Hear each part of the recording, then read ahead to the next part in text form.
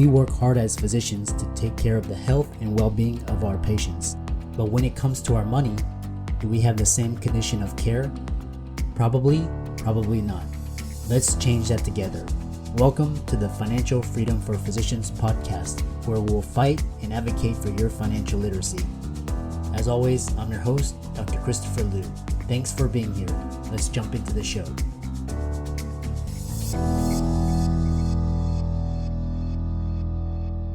Hey guys, welcome to this week's podcast episode, and I've got a very successful guest for you today, Gino Barbaro, and he's going to talk to us all about the all-around entrepreneur. He's been very successful financially, achieving financial freedom through real estate. We'll talk about passive and all of the different deals that he's done, the learnings.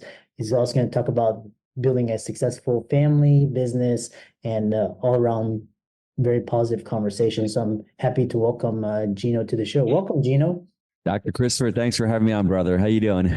Yeah, good. I love this show, and we keep it very informal. So all my friends call me Chris, and talk about you, very briefly, 1-2 minutes, what you do, how you got there, and how the audience can benefit from your expertise today.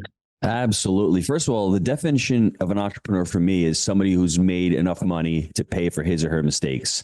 And I absolutely qualify for that because I've made a ton of mistakes. And I don't know anybody who's been successful in business or their career without making a ton of mistakes. Unfortunately, for entrepreneurs, it's usually skin in the game or money's involved. If you're working for somebody, you make mistakes, you're losing your boss's money. I unfortunately have lost a lot of my own money. So I am super qualified to talk about the topic. Now, for me, right now, I currently have 6 children. We homeschool our kids. I've been blessed to be married to an amazing woman who's allowed me to really, I guess, excel in what I do. I'm a real estate investor.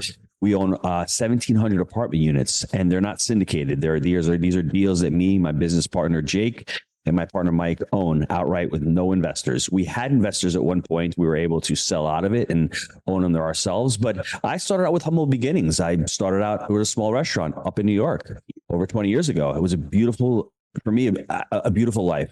I have to be honest. I loved the restaurant business. I worked with my father. I worked with my brother, my mother. I loved it until 2007 when my dad passed away. And when he passed away, I had to ask myself, am I living my dream or am I living his dream? And I think if I was honest with myself, it was a little bit of his dream, although I loved it because I was with him every day. He was in the kitchen with me working. 2008 comes and there's a seismic shift, not only in my life, but in the country. And I realized that I couldn't support my kids. I couldn't support my kids with what I was doing. I read T. Harv Eker's book, The Secrets of the Millionaire Mind, which to me changed everything because I was the victim. I was blaming everybody. I was blaming the economy. I was blaming Bush, when in reality, your fruits are in your roots. That's what T. Harv Eker says. And that resounded with me because my fruits weren't showing because I had very shallow and pretty much non-existent roots. And what I mean by that is I didn't have value. I wasn't able to bring value to the marketplace, and I didn't have value to be able to create money or financial freedom. That's when I met Jake in 2009, and I decided, let me go out and learn this multifamily thing because I really loved real estate. I invested in mentorships. Me and Jake partnered up in 2011 when he moved down to Knoxville. He was a pharmaceutical rep, taking food orders out of the restaurant and bringing them to doctor's offices. He was selling pharmaceuticals at the time. So that's why we nickname ourselves the pizza guy and the drug rep. We found the deal in 2013 after 18 months, and I guess the rest is history. But that's just a short synopsis. I mean, it's amazing when I look back, being the pizza guy, loving that, and then not loving that, having a lot of pain around that, and just trying to find the solution. And I was fortunate to meet Jake and to jump into real estate. Yeah. What's interesting is because real estate is one of those tried and true investments, and a lot of the audience are familiar with it. And so my question for you is, what are your thoughts on the real estate industry? I know it's going through some its challenges, and how should people be viewing real estate? How should they be positioning themselves? I know there's sectors within the real estate industry that are struggling while some are doing well. Chris, before I met Jake, I always call it life before Jake and life after Jake. Life before Jake, for me as a real estate investor, was really challenging. I didn't have a map. I didn't have a process. I didn't have a system. And I'd done one really good deal by myself, followed by a couple of really bad deals. And I just didn't understand real estate investing. I didn't understand that investing in real estate is like building a business. I didn't get the entrepreneurial aspect of it. When I met Jake, we started really looking at these deals from our framework of buy right, manage right, and finance right. And we've used that over the last dozen years to acquire over 2,200 units. Our community, Jake and Gino, our students, have closed over 81,000 units. They've raised over $450 million using this framework. And when you say like the economy and the marketplace where it is now, we have 3 deals on the contract right now. We're closing about $30 million worth of assets in the next 90 days. And most people are heading for the exits when I think right now is the opportunity. Shut off the noise. Interest rates are where they are. If you're going to invest in a deal, the cost of capital is high for Jake, for Gino, and for Chris, for all the same. You just have to, as far as real estate, you have to be in it for the long term. You have to create relationships. Deals aren't going to find you. You've got to go out and find deals. So now is the time, only because right now things are a little slow. Real estate brokers are hungry. Whereas a year or two ago, I was calling Chris up on the phone. Chris, you got any deals? Chris wasn't even picking up the phone. He was too busy. But now Chris has got a little bit of time, and Chris wants to build a relationship with new buyers. That's what's going on right now. So I am wholly optimistic right now of the long-term ramifications of real estate. And I said long-term. If you're in this for 6 months and it doesn't work, you've got the shiny object syndrome. I had that. I was jumping from mobile home parks to strip centers, to single family. I was even looking at self-storage. When I decided to become an expert and really get really good at one niche, pick one. And I'll finish this off by saying in the last couple of years in 21 and 22, we didn't have a lot of deals. There weren't a lot of deals in multifamily. We could have jumped to RV parks or to something else. We decided, let's hold off. Let's stay what we're really good at. We can work in the business of real estate right now and work on our systems and work on our property management. And that's what we did. And in 2023, last year, we closed on 300 units. And this year, we're going to close on a little over 200 units. So for me, I think taking a long-term aspect of it, picking a niche and committing to it, I think you'll be okay in real estate. Yeah. Real estate is, for the long term. So you mentioned this systems and process and basically playing by the, by the rule book. What's that 3-step framework that you and your partner Jake teach to the students to achieve success? One day, Jake is in his garage and he sees a wheelbarrow and it's tilted over. And he's like, wow, investing is a 3-step framework. The wheelbarrow's got 2 back legs. It's the buy right and the finance right. They're both fixed. Once they're done, that's it. They're done. The wheel is the manage right, is the wheel. It's in constant motion. And if you look at any investment you make from that lens, you need to buy the asset properly and you need to finance the asset properly. Once those are done, they're off the table. You just need to continue the operations. And if you're looking to buy a business, it's the same thing. You need to buy it right, whether you're financing with SBA or whether you're looking to get, seller financing or go to community bank, you need to finance it right. But once that's done, that's all we talk about. That's fun. You bought it, you got it done. But now the hard work starts, which is the manage right portion of the framework. And, when I was buying these deals, I wasn't thinking about operations. And this is to say that you have to do it yourself? No, you can go out and hire a third party, but you still have to asset manage the property and you still have to manage the manager. And I think that's where a lot of groups and a lot of people fall out of alignment. They think they're going to buy a real estate deal and walk away. I've got 6 kids. Every child needs to be raised. I can't have the child and walk away. If I want to have a successful child and a successful family, I need to put work into it. But I'm going to be completely honest with you. I mean, real estate can be one of the most lucrative ventures because it's twofold in my estimation.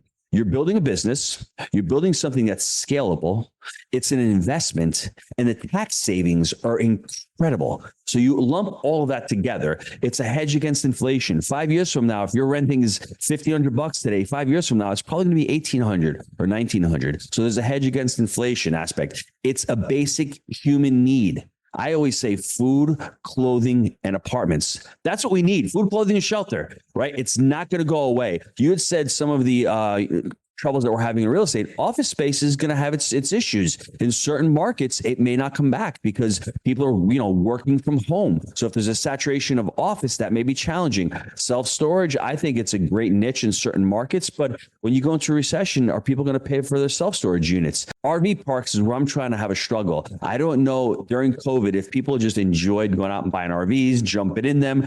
I mean, after a while, there's a lot of people like, I don't want to drive this thing anymore. I don't want to pay 200 grand for this toy. And what am I going to do with it? And if you go out RVing, it's not cheap. It's something that I'm trying to understand is that a niche? Is that a fad? Or is that something going forward? So for me, I've stayed multifamily. I love the aspect that there's not enough affordable housing in this country, and it is a basic human need.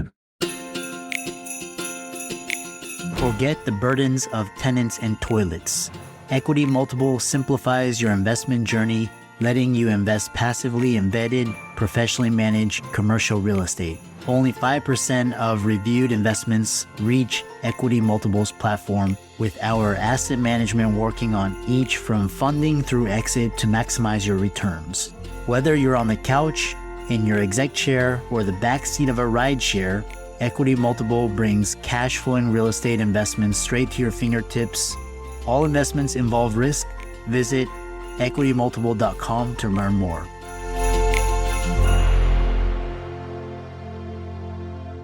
The other thing I think there's this proliferation of, because now with AI, with artificial intelligence, and you need servers. I heard, data. Yes.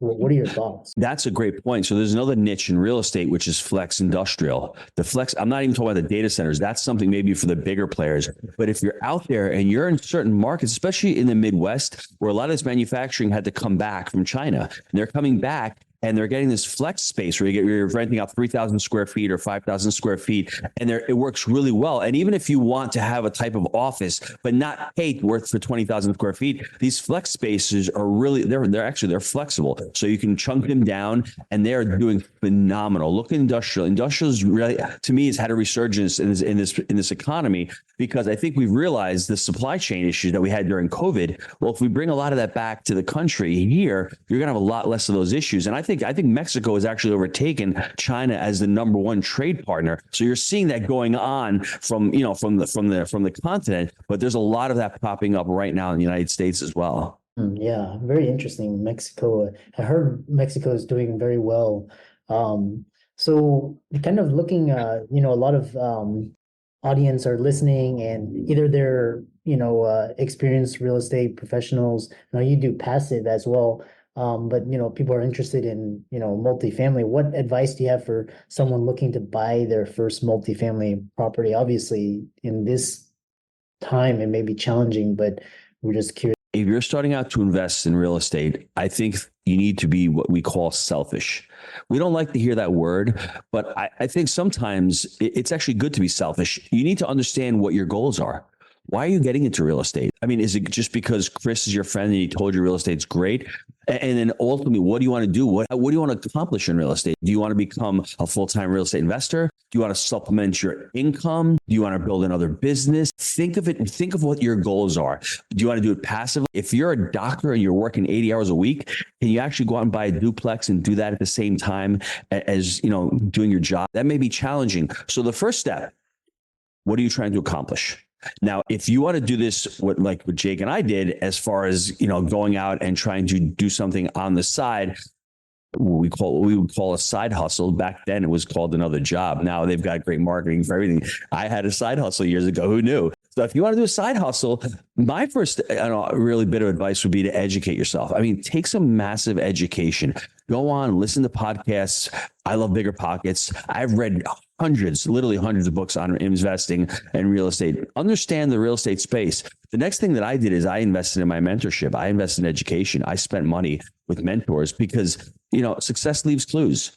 I was out there in the wilderness for years by myself, and I was making huge mistakes. You're either going to learn on the street or you're going to learn in the classroom. I learned on the street all those years. It cost too much, and I wasted too much of my time. Once I understood, hey, you know what? I need to learn. I went out and I signed up with a couple of mentorship groups, which to me was amazing, because right after I did that, I met Jake. And I was able to provide value for Jake. So when Jake showed up and goes, I'm moving to Knoxville, he knew nothing about real estate. I was the person driving the ship, but he had the boots on the ground. So you really need to actually invest in your education, understand what niche. And that's the next part. Just pick a niche in real estate. If you want to start with single family homes, great. If you want to start with multifamily, great. Self-storage, RV parks, just pick one niche and don't jump. Give yourself some time to learn about that space. After you've done that and you're in multifamily, you've got the education, the next step would really be pick a market. Select one market and really learn all about that market. It may be in your backyard. It may be 5 hours away. Pick something that's relatively close that if you need to jump on a plane, you don't have to go cross country, that you can get to. I think those are some of the steps I would take early on, but understanding what you're trying to accomplish in real estate is first and foremost the most important thing.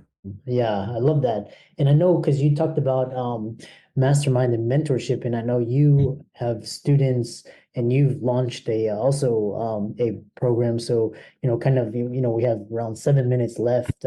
Talk about the value of mentorship and how the audience can benefit from that. For me, I forgot Bruce Lee's quote. Is it something to the effect of, your cup is always better empty, the emptiness of a cup, right? If you think you know it all and there's no room for growth, then your life is pretty much stagnant. You're either growing or you're regressing. I didn't stop with that second and third mentorship before I met Jake. I've continued along the path of continuous and constant learning, because when I had 500 units, I didn't know how to scale a company. We had never done that before. I had one restaurant, never had the opportunity. So we invested in Traction by Gino Wickman, and we invested in a company called Scaling Up with Vern Harnish. I'd never done any of those. Were they investments significant? They were very significant investments in capital, and not only in capital, but time also. But they paid. It was like I can't explain to you how much we learned from it. We created our core values. We created our cadences of accountabilities. We created our mission statement. We created culture within the organization. These are things that we are not taught. And if I had not gone through this education, we wouldn't have been able to scale from 500 units to over 1,700 units. For us and for myself, one of our core values is growth mindset. So I want to be in continuous in constant, growth mode. And you'd mentioned one of the programs where we've created something for passive investors. It's called Passive Investor Pro, because I think right now, a lot of limited partners lost money investing in real estate. And I was there in 2005, my very first passive deal. I lost $172,000. And I was really upset, really mad at the sponsor. When I look back at it 6 months later, I said, you know what? The sponsor's at fault. Yeah, he put me in a bad deal. But did the sponsor put a gun to my head and tell me I had to invest in the deal? No, that was of my own free volition. And I made so many mistakes of not vetting the sponsor, not understanding what my interests were. Gino, I could have just gotten on a plane and flown down to the property, looked at the property, and I would have said, I'm not investing with this gentleman. I just didn't understand. So Passive Investor Pro, the program we're talking about, teaches limited partners, passive investors, how to invest passively in real estate. Because what my goal is to teach a passive investor to invest in real estate as if they were active. But then once they've got that foundation, once they know what they're looking for, the sponsor, the alignment of interests, and the deal, that's the 3-step framework on that. The deal is always the last one. You always hear passive investors, myself included, I need a deal. I've got 50 grand. Where's the next deal? No. As a passive investor, the first thing you should be saying, I've got 50 grand. Where's the next sponsor? Where's that jockey, as we like to say? Who is that jockey that I need to hire to actually be a steward of my money? Now, once I find that jockey, do our interests align? My sponsor early on, he had no money in the game. He had no money in the deal. I had all the skin in the game. So when the deal went bad, guess what? He walked away. He didn't lose anything. Our interests didn't align, right? That's important. And I think if you can align interests and you get the sponsor, the last part is the deal. Let's look at the deal now. So I think, empowering limited partners is on my part a selfish aspect as well, because if I can get strong limited partners and you have all of these deals out here that aren't any good, we're not going to be investing in these deals. The prices of these deals come down and all of a sudden there's equilibrium back in the market. So that's what I'm hoping to, promote with this Passive Investor Pro. We need strong limited partners. I don't want limited partners to blame general partners for bad deals. I want limited partners to go in eyes open and say, this is a good deal, but I've got some questions and I want to teach these limited partners the questions they need to ask to be able to protect their investments. I love that. I love that. And to round it out, you've have a successful business and a career, and you're giving back to the community. Talk about, what's it all about? Because I know you balance family and business, great marriage, great family, and ultimately, end on an inspiring note for the audience. It's interesting, Chris. When I was at the restaurant and I was working week to week, at the end of the week, I'd make money. I'd want to be able to donate time. I want to be able to donate my efforts. And it seemed like every time it was a struggle. And when I became financially free, all of a sudden I stopped worrying about money as much. And I stopped focusing on money. And I started focusing on opportunity. And I started focusing on helping others. And then all of a sudden I realized that the more I did that, the happier it gave to me and the more joy that came into my life.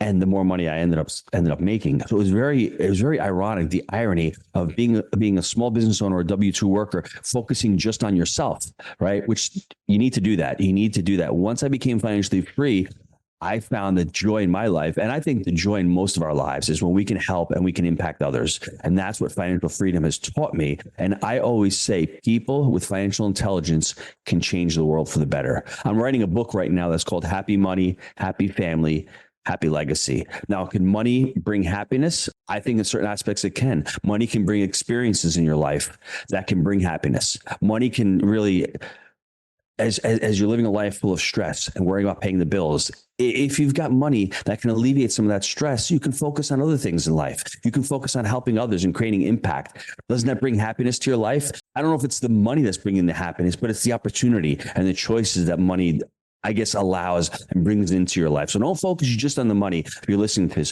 focus on the opportunity, focus on the value that you're able to provide to others. And if you do that, I promise the money will follow. Yeah, I love that. How can people find you and follow you and reach out to you? Thanks for that, Chris. Just go to jakeandgino.com. We have everything on there. I've got 4 weekly podcasts. I've got books that we're writing. There's articles on the website. Just go to jakeandgino.com.